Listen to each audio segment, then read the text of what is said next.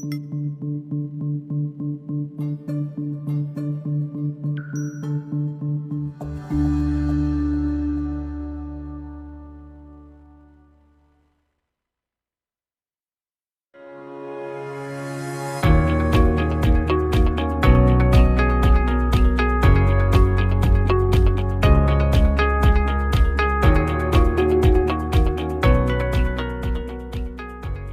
to CEO Money. I'm Michael Yorba. Thanks for joining with us. All right, I have Ashley Micciche. Did I pronounce it or butcher it, Ashley?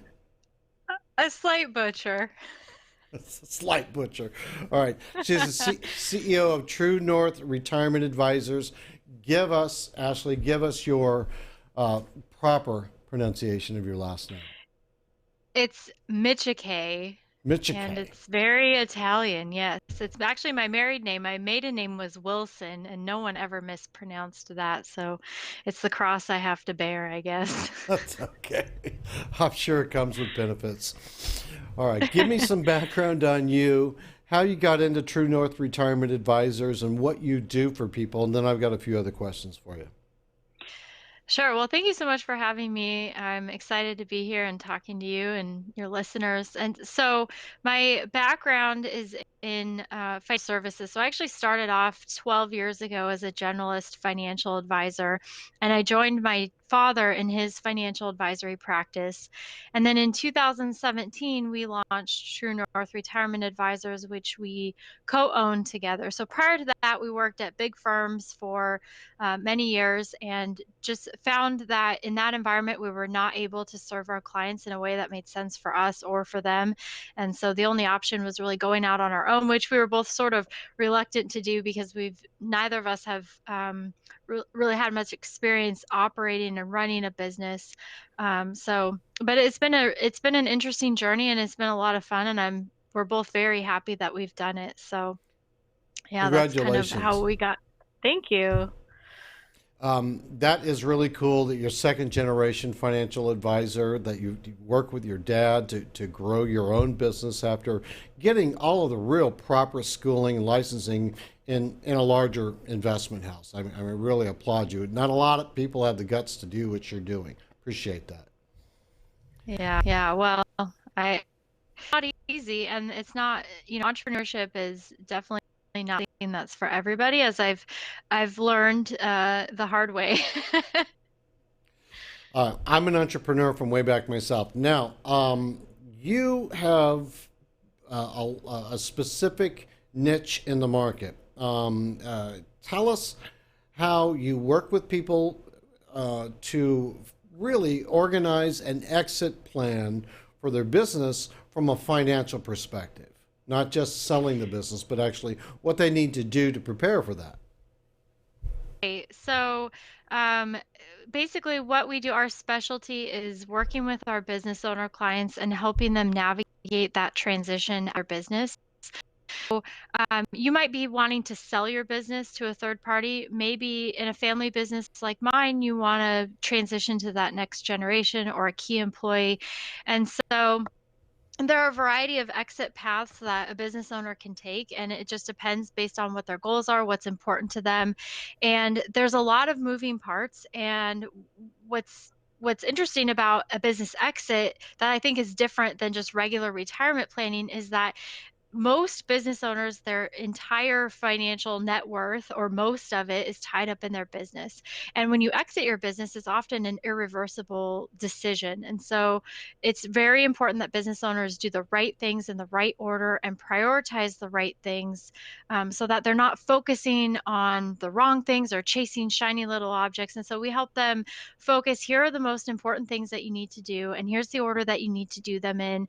And when necessary, we'll bring in the CPA and the attorney, because the financial, the legal, the tax, it's all very intertwined in the exit process. So we're kind of the quarterback of that entire process, whether it takes 6 months or 6 years. We manage that for our clients and help them make sure that the transition is as smooth as possible. What are the three biggest common mistakes that you see when people are trying to go down this path? Yeah, I think the biggest one is that they procrastinate. I sometimes said that my biggest competition is not other people who do what I do, because frankly there's just not a lot of people out there who will manage this entire exit process.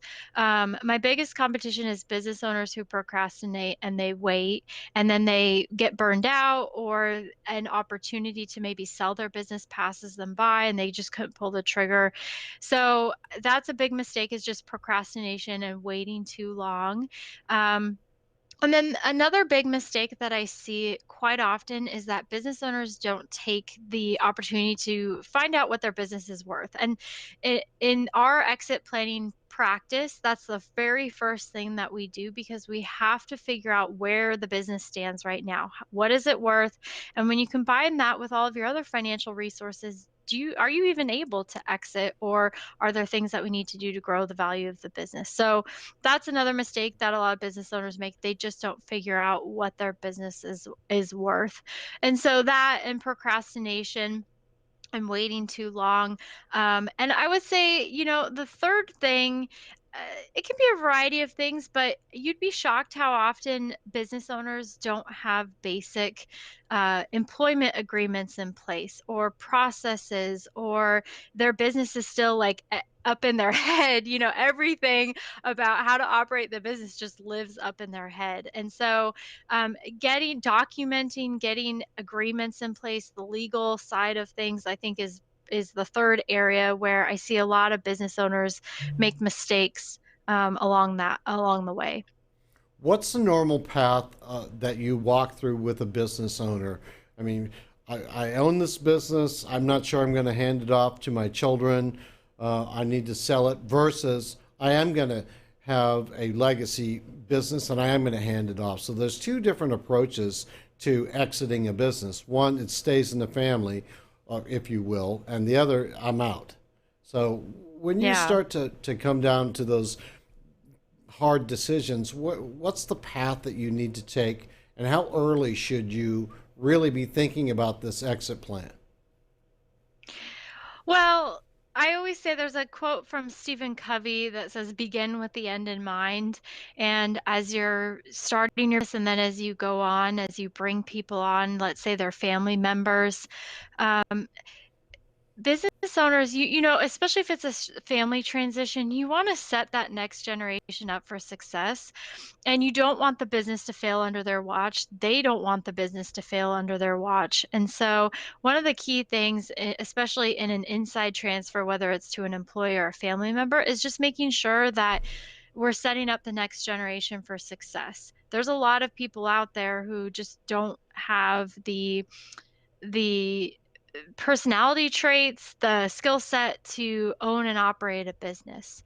And we don't want to pass the business along to them and hope and pray that everything turns out okay. They may not even want the business there, but they're afraid to tell you that, especially if it's a family member and you've been grooming them. Like my dad has been telling people since I was 5 years old that I was going to take over for him someday.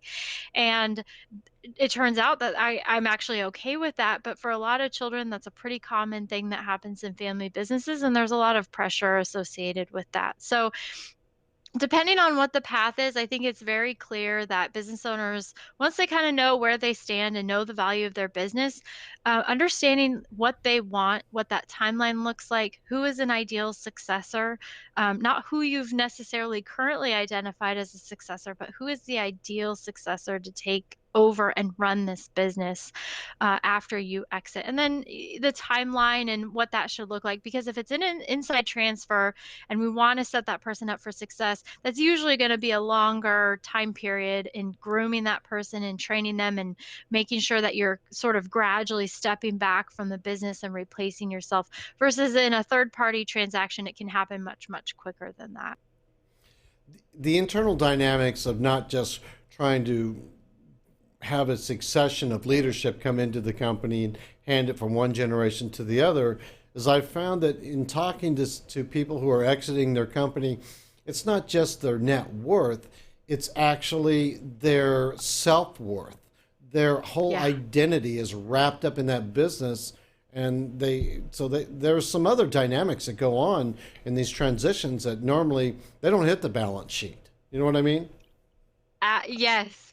And I wish had I known that the psychology aspect and the behavioral aspect was such an important part, I probably would have majored in psychology and not finance because it is, you are so right, Michael. It is a absolutely crucial thing. And a lot of times in these conversations, especially initially, a client may say one thing, but you really have to be a good listener and dig a little bit deeper and have the courage to kind of go to places that are maybe uncomfortable to talk about. But it is very true. Like a lot of business owners, especially if they're successful and they've been running their business for a long time, their entire identity, their sense of self-worth is tied up in their business.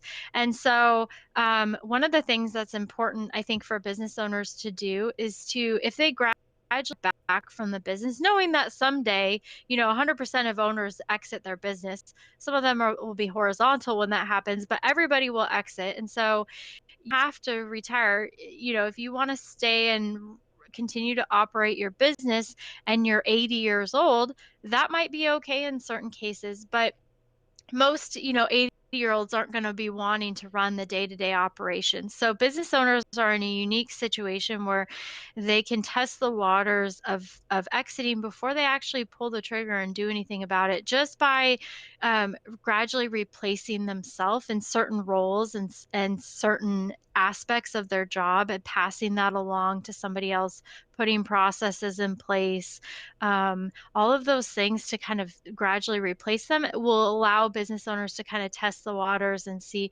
okay, do I want to continue down this path? Or maybe I really don't want to retire and I want to, shift my role in this organization because I don't, what we don't want to do is have an owner that dies suddenly and they've done nothing to plan for their exit and the business because the business value will drop substantially if and when that happens, and if you haven't set up your internal team, your employees for that event, a lot of them will just sort of scatter and go find employment elsewhere because of the uncertainty. So we don't want that situation. I've seen that happen with clients, and it's very devastating for the business and the family of the business owner. And we want to that. So it's essential, regardless of what how long you want to work, that you do take steps to gradually replace yourself and start that exit.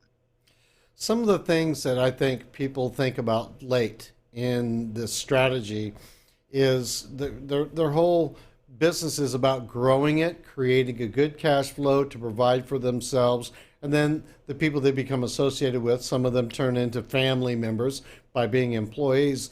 But that's a separate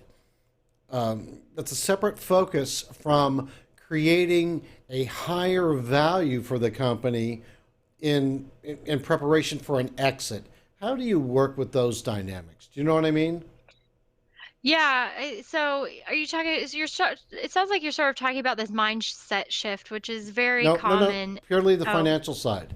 How do you create a higher net asset value for the company so when an outside buyer wants to buy it, they're looking at a higher value that they're going to get for their money because they're not buying it to buy the peak of the business. They're buying it because they think it can grow further. And so you've got to create a value proposition for the buyers coming in if you're trying to exit that gives mhm. the feeling that there's still more growth here, right? Oh yeah, absolutely. Yeah, and a lot of the financial metrics for any business are going to be attractive and want to present that to a potential buyer, like, consistent profitability and cash flow, and concentration, or actually lack thereof, concentration of customer base. We don't want three customers where if one of them went away, that would be the end of the business. So there's a lot of factors to consider, both in growing and protecting the value of the business when it comes to a third party transition. And it also depends on, who that buyer is. It might be, there's a lot of venture capitalists out there. There's a lot of private equity. There's also, maybe it's a competitor down the street or across the country that wants to expand into this territory that you're in. So there's a lot of decisions that need to be made in terms of, okay, how are we going to position this business and what do we want to do to maximize the value for the seller and make it attractive for the buyer? And I think those two things kind of go hand in hand. Now, you're in a unique position because when you're talking about transitions of businesses, you can see upward trends and downward trends about where the economy is going. Because some people, if they get nervous, they want to sell at any cost just so that they don't have to hold all the liability if the economy turns south. And different market Yeah. sectors seem to move in rhythms of their own. You having your finger on the pulse of the economy where you are you seeing a trend in any particular type of industry sector that's more active now than they have been in the past? My clients are varied enough, and most of them, because they're small businesses, um, the situation varies more client to client versus industry to industry. That's just my personal experience. Mm-hmm. Um, it's really interesting. There are certain exceptions. Like I have one client whose business is so specialized and he really wants to do a third party transfer, but there's probably only a handful of companies in the country where that would be a good strategic fit. So that's a unique situation. I have another client who does it's a manufacturing company and all of their product comes from China, and so they need to figure out some things with the tariffs.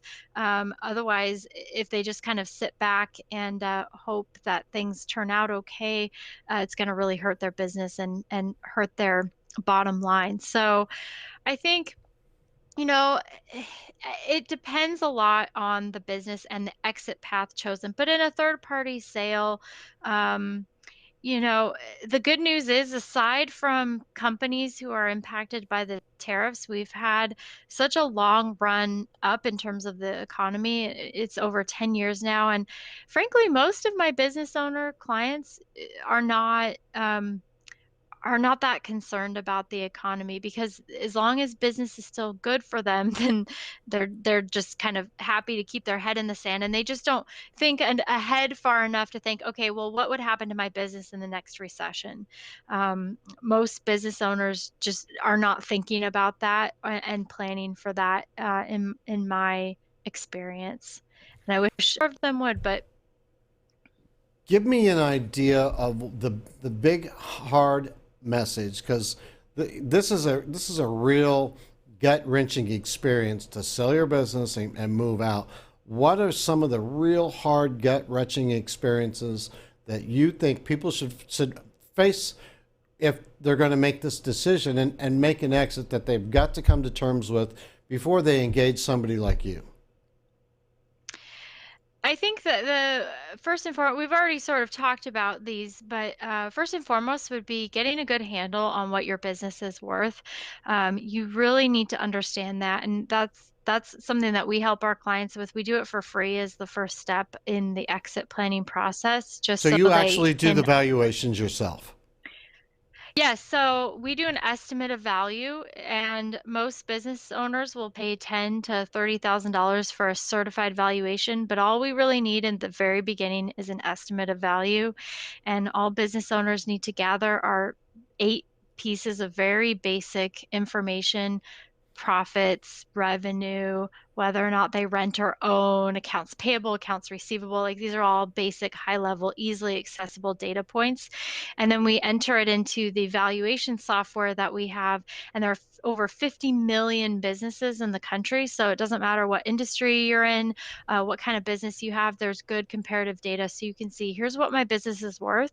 And what we found is that in general, even though it's very high level information and we're not digging too deep and going back years and years and pouring through mountains of financial data, it's still very accurate versus what you might pay somebody $10,000 to do. Now, you may need, depending on the type of exit you're you're doing. You may end up needing a certified valuation at some point, but at least in the beginning stages, we don't need that. We just need to have a good handle on a solid, accurate estimate of value. And that's what we do for our clients as the very first step, because we find that it unleashes the whole rest of the exit planning process. Now I know what my business is worth, and now I know if I can continue down that path or if I need to focus on growing this more before I can exit. So to kind of circle back to your question, I think business owners really need to come to terms with what that timeline looks like for them.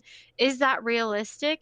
Um, and try to anticipate, like if you're starting to feel like, maybe in 5 to 10 years, but not right now, I'm thinking I want to retire and exit, then you really do start planning at least 5 years out, even 10 years or longer if it's a more complicated inside transition that may take some more time.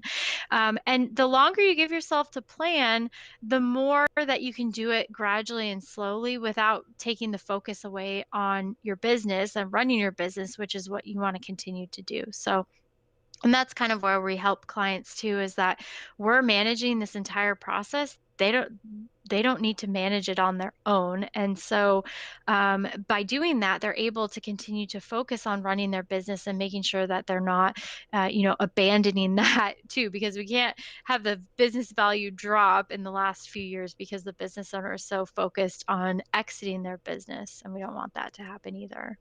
Got it. Ashley, you've been a great guest on today's show. Thanks for joining with us. Thank you so much for having me, Michael. It was a pleasure. Mine too. All right, you've been watching CEO Money with Michael Yorba. Thanks for joining with us. Don't forget, download our new app on iOS and Android. We'll talk to you soon.